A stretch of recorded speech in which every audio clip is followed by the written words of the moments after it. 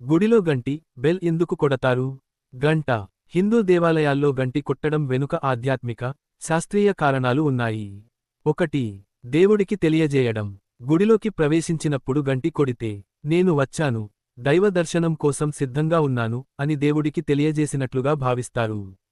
2. మనసు ఏకాగ్రత. గంటి శబ్దం ఓం నాదం లాగా వినిపిస్తుంది. ఆ శబ్దం వింటే మనసులో ఉన్న చెడు ఆలోచనలు తగ్గి, భక్తిభావం పెరుగుతుంది. 3. ప్రతికూల శక్తులు తొలగడం. పురాణాల ప్రకారం గంటి శబ్దం వల్ల ప్రతికూల శక్తులు దూరమవుతాయి. పవిత్రమైన వాతావరణం ఏర్పడుతుంది. 4. శాస్త్రీయ కారణం.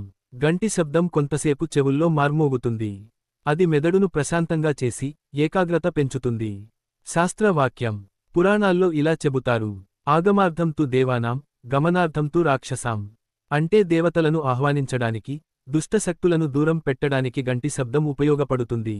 ఇలా గుడిలో గంటి కొట్టడం భక్తి, శాంతి, పవిత్రత కోసం చేస్తారు.